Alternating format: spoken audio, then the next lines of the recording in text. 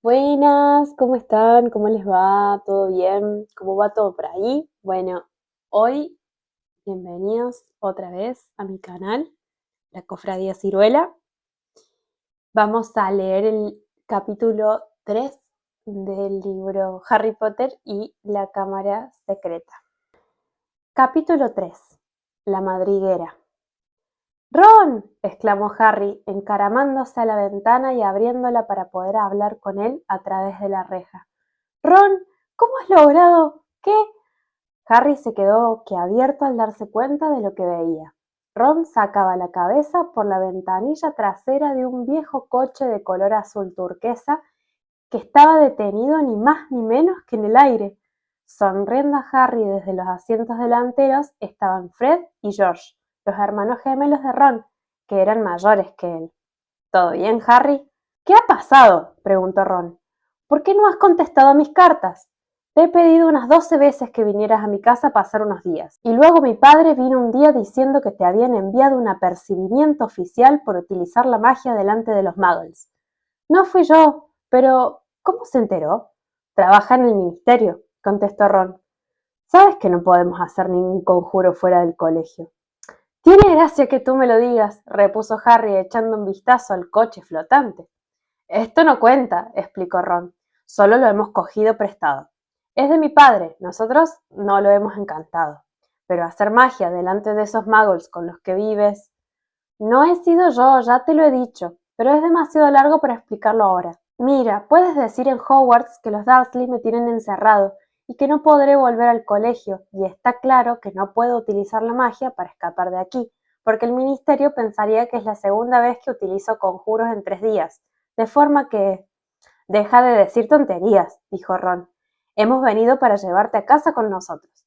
Pero tampoco vosotros podéis utilizar la magia para sacarme. No la necesitamos, repuso Ron, señalando con la cabeza hacia los asientos delanteros y sonriendo. Recuerda quién he traído conmigo. Ata esto a la reja, dijo Fred, arrojándole un cabo de cuerda. Si los Dursley se despiertan, me matan, comentó Harry, atando la soga a uno de los barrotes. Fred aceleró el coche. No te preocupes, dijo Fred, y apártate.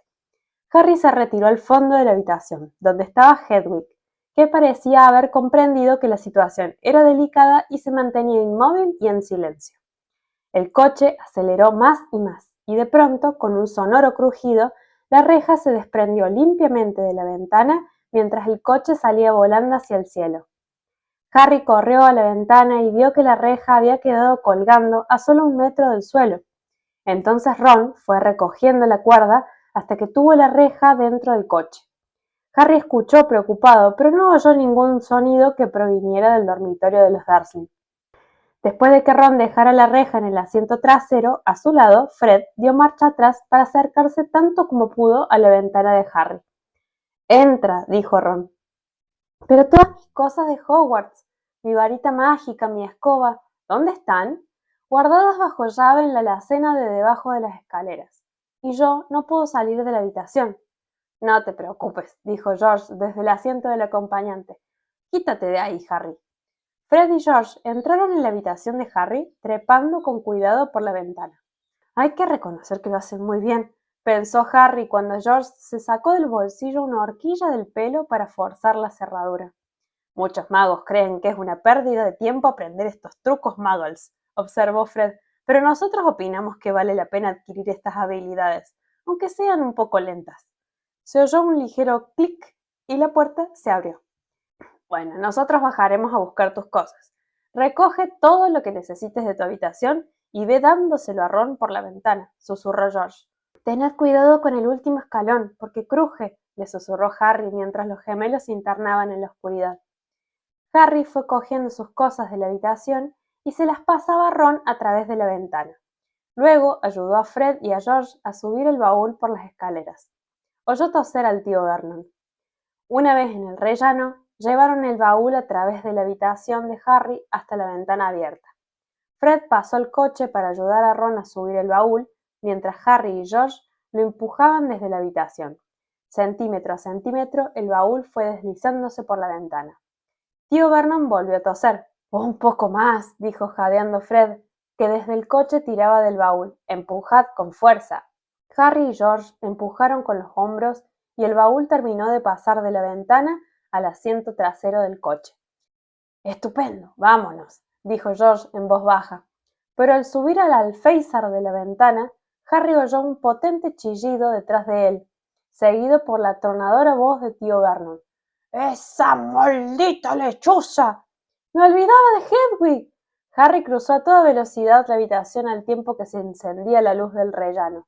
Cogió la jaula de Hedwig, volvió velozmente a la ventana y se la pasó a Ron. Harry estaba subiendo al alféizar cuando tío Vernon aporreó la puerta y ésta se abrió de par en par. Durante una fracción de segundo, tío Vernon se quedó inmóvil en la puerta.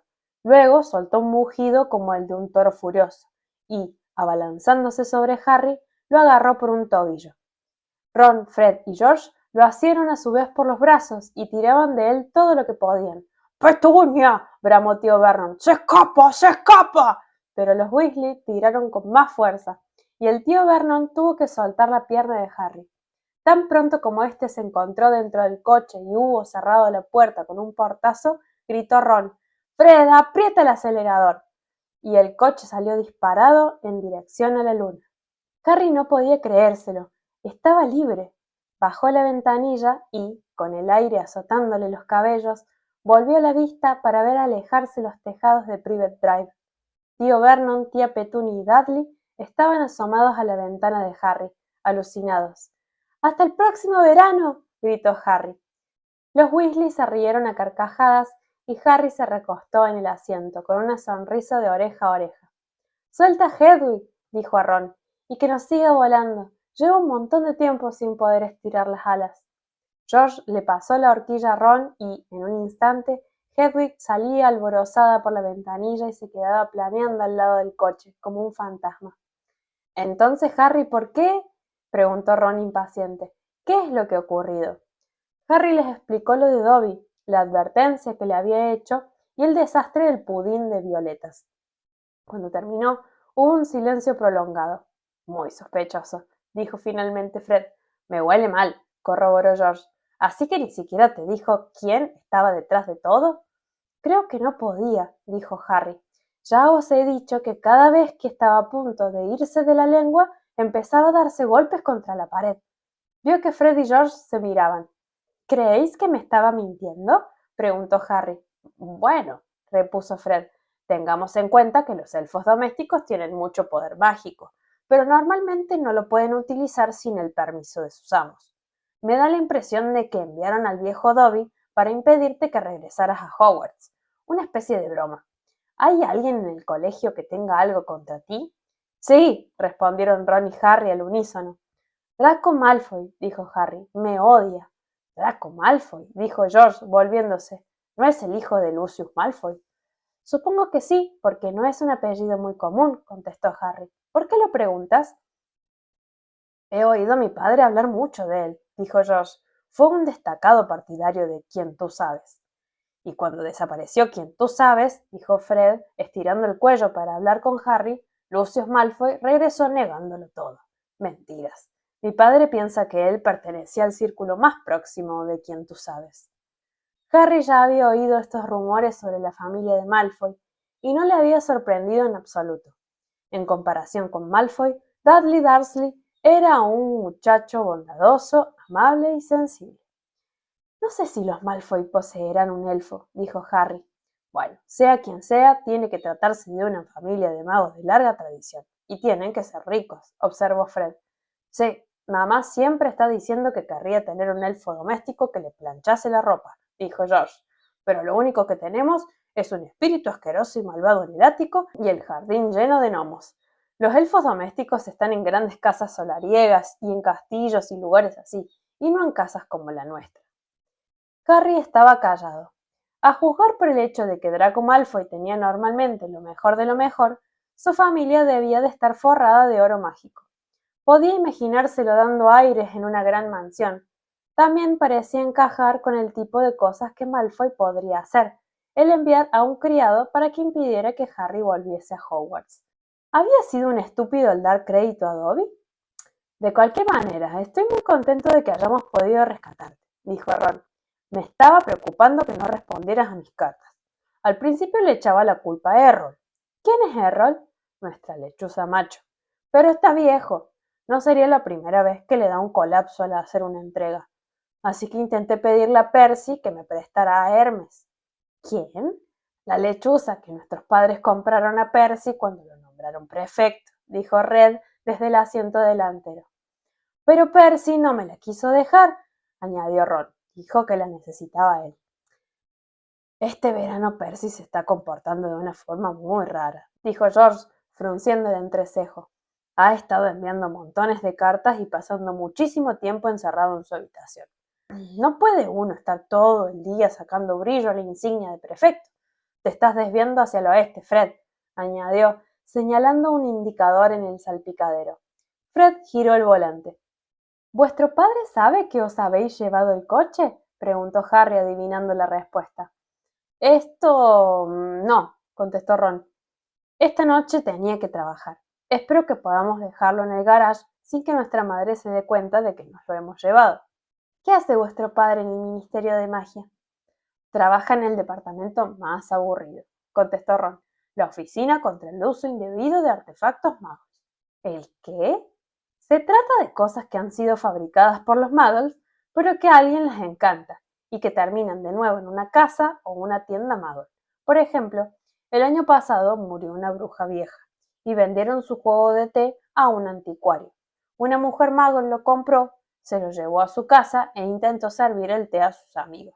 Fue una pesadilla. Nuestro padre tuvo que trabajar horas extra durante varias semanas. ¿Qué ocurrió? Pues que la tetera se volvió loca y arrojó un chorro de té hirviendo por toda la sala, y un hombre terminó en el hospital con las tenacillas para coger los terrones de azúcar aferradas a la nariz. Nuestro padre estaba desesperado. En el departamento solamente están él y un viejo brujo llamado Perkins, y tuvieron que hacer encantamientos para borrarle la memoria y otros trucos para que no se acordaran de nada. Pero vuestro padre, este coche... Fred se rió. Sí, le vuelve loco todo lo que tiene que ver con los muggles. Tenemos el cobertizo lleno de chismes muggles. Los coge, los hechiza y los vuelve a poner en su sitio. Si viniera a inspeccionar a casa, tendría que arrestarse a sí mismo. A nuestra madre le saca de quicio. Ahí está la carretera principal, dijo George, mirando hacia abajo a través del parabrisas. Llegaremos dentro de 10 minutos. Menos mal, porque se está haciendo de día. Un tenue resplandor sonrosado aparecía en el horizonte, al este. Fred dejó que el coche fuera perdiendo altura y Harry vio a la escasa luz del amanecer el mosaico que formaban los campos y los grupos de árboles. Vivimos un poco apartados del pueblo, explicó George, en Ottery Saint Catchpole. El coche volador descendía más y más. Entre los árboles destellaba ya el borde de un sol rojo y brillante. ¡Aterrizamos!, exclamó Fred cuando, con una ligera sacudida, tomaron contacto con el suelo. Aterrizaron junto a un garage en ruinas en un pequeño corral y Harry vio por primera vez la casa de Ron. Parecía como si en otro tiempo hubiera sido una gran posilga de piedra, pero aquí y allá habían ido añadiendo tantas habitaciones que ahora la casa tenía varios pisos de altura y estaba tan torcida que parecía sostenerse en pie por arte de magia, y Harry sospechó que así era probablemente. 4 o 5 chimeneas coronaban el tejado. Cerca de la entrada, clavado en el suelo, había un letrero torcido que decía La Madriguera. En torno a la puerta principal había un revoltijo de botas de goma y un caldero muy oxidado. Varias gallinas gordas de color marrón picoteaban a sus anchas por el corral. No es gran cosa. Es una maravilla, repuso Harry contento, acordándose de Privet Drive. Salieron del coche. Ahora tenemos que subir las escaleras sin hacer el menor ruido, advirtió Fred, y esperar a que mamá nos llame para el desayuno. Entonces tú, Ron, bajarás las escaleras dando saltos y diciendo «Mamá, mira quién ha llegado esta noche». Ella se pondrá muy contenta y nadie tendrá que saber que hemos cogido el coche. Bien, dijo Ron. Vamos, Harry, yo duermo en él.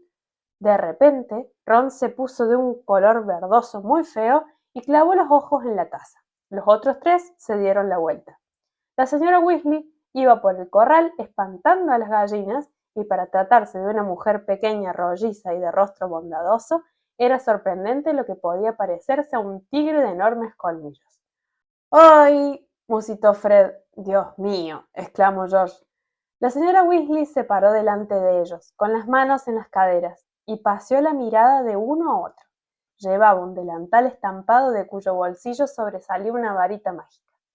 Así que, dijo. Buenos días, mamá, saludó George, poniendo lo que él consideraba que era una voz alegre y encantadora. ¿Tenéis idea de lo preocupada que he estado?, preguntó la señora Weasley en un tono aterrador. Perdón, mamá, pero es que, mira, teníamos que... Aunque los tres hijos de la señora Weasley eran más altos que su madre, se amilanaron cuando descargó su ira sobre ellos. ¡Las camas vacías! ¡Ni una nota! ¡El coche no estaba! Podíais haber tenido un accidente. Creía que me volvía loca, pero no os importa, ¿verdad? Nunca, en toda mi vida. Ya veréis cuando llegue a casa vuestro padre. Un disgusto como este nunca me lo dieron Bill, ni Charlie, ni Percy. Percy, el prefecto perfecto, murmuró Red. Pues podría seguir su ejemplo, gritó la señora Weasley, dándole golpecitos en el pecho con el dedo. Podríais haberos matado, o podría haberos visto a alguien, y vuestro padre haberse quedado sin trabajo por vuestra culpa. Les pareció que la reprimenda duraba horas. La señora Weasley enloqueció de tanto gritar y luego se plantó delante de Harry, que retrocedió asustado. Me alegro de verte, Harry, cielo, dijo. Pasa a desayunar. La señora Weasley se encaminó hacia la casa y Harry la siguió, después de dirigir una mirada azorada a Ron, que le respondió animándolo con un gesto de la cabeza. La cocina era pequeña y todo en ella estaba bastante apretujado. En el medio había una mesa de madera que se veía muy restregada, con sillas alrededor. Harry se sentó tímidamente, mirando a todas partes. Era la primera vez que estaba en la casa de un mago. El reloj de la pared de enfrente solo tenía una manecilla y carecía de números. En el borde de la esfera había escritas cosas tales como hora del té, hora de dar de comer a las gallinas y te estás retrasando. Sobre la repisa de la chimenea había unos libros en montones de tés, libros que tenían títulos como La elaboración de queso mediante la magia, El encantamiento en la repostería o Por arte de magia, cómo preparar un banquete en un minuto. Y, a menos que Harry hubiera escuchado mal, la vieja radio que había al lado del fregadero acababa de anunciar que a continuación emitirían el programa La Hora de las Brujas, con la popular cantante hechicera Celestina Warbeck. La señora Weasley preparaba el desayuno sin poner demasiada atención en lo que hacía, y en el rato que tardó en freír las salchichas, echó unas cuantas miradas de desaprobación a sus hijos. De vez en cuando murmuraba, ¿cómo se os pudo ocurrir? O nunca lo hubiera creído. Tú no tienes la culpa, cielo, aseguró a Harry echándole en el plato 8 o 9 salchichas. Arthur y yo también hemos estado muy preocupados por ti. Anoche mismo estuvimos comentando que si Ron seguía sin tener noticias tuyas el viernes, iríamos a buscarte para traerte aquí. Pero, dijo, mientras le servía 3 huevos fritos, cualquiera podría haberos visto atravesar medio país volando en ese coche e infringiendo la ley. Entonces, como si fuera lo más natural, dio un golpecito con la varita mágica en el montón de platos sucios del fregadero y estos comenzaron a lavarse solos, produciendo un suave tintineo. Estaba nublado, mamá, dijo Fred. No hables mientras comes, le interrumpió la señora Weasley. Lo estaban matando de hambre, mamá, dijo George. Cállate tú también, atajó la señora Weasley. Pero cuando se puso a cortar unas rebanadas de pan para Harry y a untarlas con mantequilla, la expresión se le enterneció. En aquel momento apareció en la cocina una personita bajita y pelirroja que llevaba puesto un largo camisón y, dando un grito, se volvió corriendo. Es Ginny, dijo Ron a Harry en voz baja. Mi hermana. Se ha pasado el verano hablando de ti. Sí, debe de estar esperando que le firmes un autógrafo, Harry, dijo Fred con una sonrisa, pero se dio cuenta de que su madre lo miraba y hundió la vista en el plato sin decir ni una palabra más. No volvieron a hablar hasta que hubieron terminado todo lo que tenían en el plato, lo que les llevó poquísimo tiempo. Estoy que reviento, dijo Fred bostezando y dejando finalmente el cuchillo y el tenedor. Creo que me iré a la cama y... De eso nada, interrumpió la señora Weasley. Si te has pasado toda la noche por ahí, ha sido culpa tuya. Así que ahora vete a desnomizar el jardín, que los gnomos se están volviendo a desmadrar. Pero mamá, ¿y vosotros dos? ¡Id con él!, dijo ella, mirando a Ron y George. Tú sí puedes irte a la cama, cielo, dijo a Harry. Tú no les pediste que te llevaran volando en ese maldito coche. Pero Harry, que no tenía nada de sueño, dijo con presteza. Ayudaré a Ron. Nunca he presenciado una desnomización. Eres muy amable, cielo, pero es un trabajo aburrido, dijo la señora Weasley. Pero veamos lo que Lockhart dice sobre el particular. Y cogió un pesado volumen de la repisa de la chimenea. George se quejó. Mamá, ya sabemos desnomizar un jardín. Harry echó una mirada a la cubierta del libro de la señora Weasley. Llevaba escritas en letras doradas de fantasía las palabras Gilderoy Lockhart, guía de las plagas en el hogar.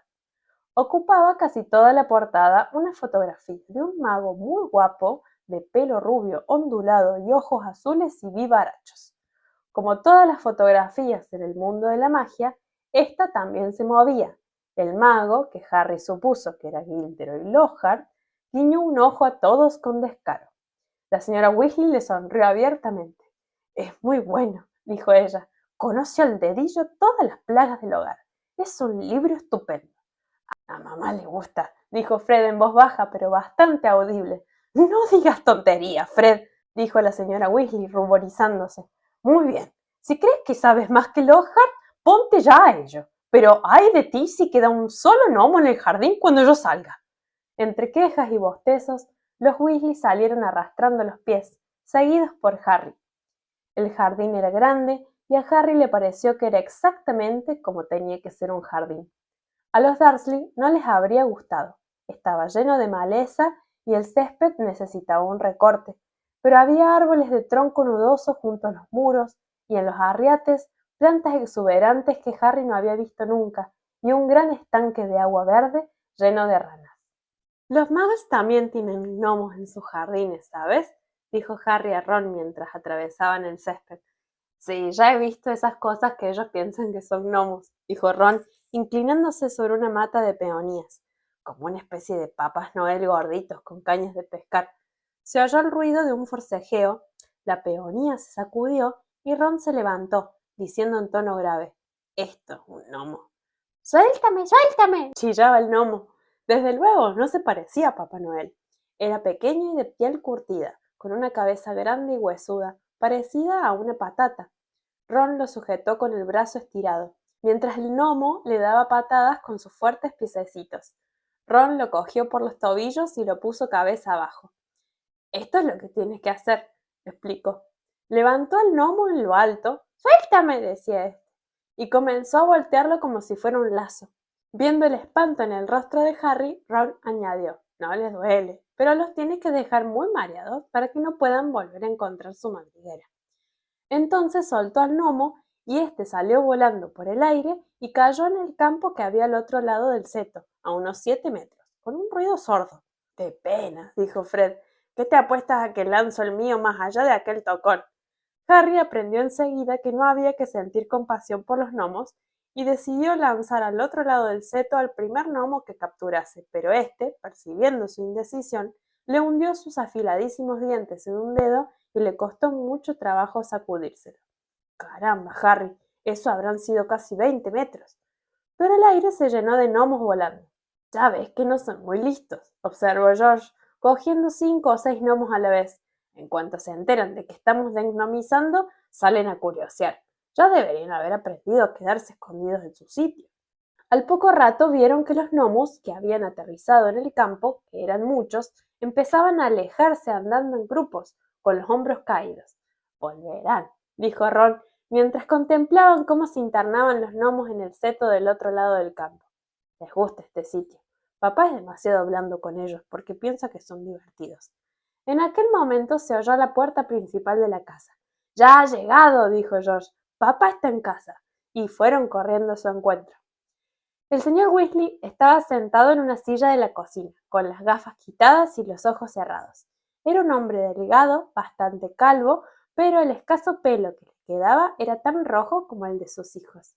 Llevaba una larga túnica verde polvorienta y estropeada de viajar. ¡Qué noche!, farfulló cogiendo la tetera mientras los muchachos se sentaban a su alrededor. ¡9 redadas! ¡9! Y el viejo mundungo Fletcher intentó hacerme un maleficio cuando le volví la espalda. El señor Weasley tomó un largo sorbo de té y suspiró. ¿Encontraste algo, papá?, preguntó Fred con interés. Solo unas llaves que merman y una tetera que muerde, respondió el señor Weasley en un bostezo. Han ocurrido, sin embargo, algunas cosas bastante feas que no afectaban a mi departamento. A Montlake lo sacaron para interrogarle sobre unos hurones muy raros, pero eso incumbe al comité de encantamientos experimentales, gracias a Dios. ¿Para qué sirve que unas llaves encojan?, preguntó George. Para atormentar a los muggles, suspiró el señor Weasley. Se les vende una llave que merma hasta hacerse diminuta para que no la puedan encontrar nunca cuando la necesiten. Naturalmente, es muy difícil dar con el culpable porque ningún muggle quiere admitir que sus llaves merman. Siempre insisten en que las han perdido. Jesús, no sé de lo que serían capaces para negar la existencia de la magia, aunque la tuvieran delante de los ojos. Pero no os creeráis las cosas que a nuestra gente le ha dado por encantar. ¿Como coches, por ejemplo? La señora Weasley había aparecido blandiendo un atizador como si fuera una espada. El señor Weasley abrió los ojos de golpe y dirigió a su mujer una mirada de culpabilidad. ¿Coches, Molly, cielo? Sí, harto. Coches, dijo la señora Weasley, con los ojos brillándole. Imagínate que un mago se compra un viejo coche oxidado y le dice a su mujer que quiere llevárselo para ver cómo funciona, cuando en realidad lo está encantando para que vuele. El señor Weasley parpadeó. Bueno, querida, creo que estarás de acuerdo conmigo en que no ha hecho nada en contra de la ley, aunque quizás debería haberle dicho la verdad a su mujer. Verás, existe una laguna jurídica siempre y cuando él no utilice el coche para volar. El hecho de que el coche pueda volar no constituye en sí. Señor Weasley, ya se encargó personalmente de que existiera una laguna jurídica cuando usted redactó esa ley, gritó la señora Weasley. Solo para poder seguir jugando con todos esos cachivaches muggles que tienes en el cobertizo. Y para que lo sepas, Harry ha llegado esta mañana en ese coche en el que tú no volaste. ¿Harry?, dijo el señor Weasley mirando a su esposa sin comprender. ¿Qué Harry? Al darse la vuelta, vio a Harry y se sobresaltó. ¡Dios mío! ¿Es Harry Potter? Encantado de conocerte. Ron nos ha hablado mucho de ti. Esta noche tus hijos han ido volando en el coche hasta la casa de Harry y han vuelto, gritó la señora Weasley. No tienes nada que comentar al respecto. ¿Es verdad que hicisteis eso?, preguntó el señor Weasley, nervioso. Fue bien la cosa, que quiero decir, titubeó al ver que su esposa echaba chispas por los ojos. Que eso ha estado muy mal, muchachos, muy, pero muy mal. Dejémosles que lo arreglen entre ellos, dijo Ron a Harry en voz baja, al ver que su madre estaba a punto de estallar. Venga, quiero enseñarte mi habitación. Salieron sigilosamente de la cocina y, siguiendo un estrecho pasadizo, llegaron a una escalera torcida que subía atravesando la casa en zigzag. En el tercer rellano había una puerta entornada. Antes de que se cerrara de un golpe, Harry pudo ver un instante un par de ojos castaños que estaban espiando. Ginny, dijo Ron, no sabes lo raro que es que se muestra así de tímida. Normalmente nunca se esconde. Subieron 2 tramos más de escalera hasta llegar a una puerta con la pintura desconchada y una placa pequeña que decía «Habitación de Ronald». Cuando Harry entró, con la cabeza casi tocando el techo inclinado, tuvo que cerrar un instante los ojos. Le pareció que entraba en un horno, porque casi todo en la habitación era de color naranja intenso. Las colchas, las paredes, incluso el techo. Luego se dio cuenta de que Ron había cubierto prácticamente cada centímetro del viejo papel pintado con pósteres iguales en que se veía un grupo de 7 magos y brujas que llevaban túnicas de color naranja brillante, sostenían escobas en la mano y saludaban con entusiasmo. ¿Tu equipo de Quidditch favorito?, le preguntó Harry. Los Chudley Cannons, confirmó Ron, señalando la colcha naranja, en la que había estampadas 2 letras C gigantes y una bala de cañón saliendo disparada. Van novenos en la liga. Ron tenía los libros de magia del colegio amontonados desordenadamente en un rincón, junto a una pila de cómics que parecían pertenecer todos a la serie Las aventuras de Martin Mix, el mago loco.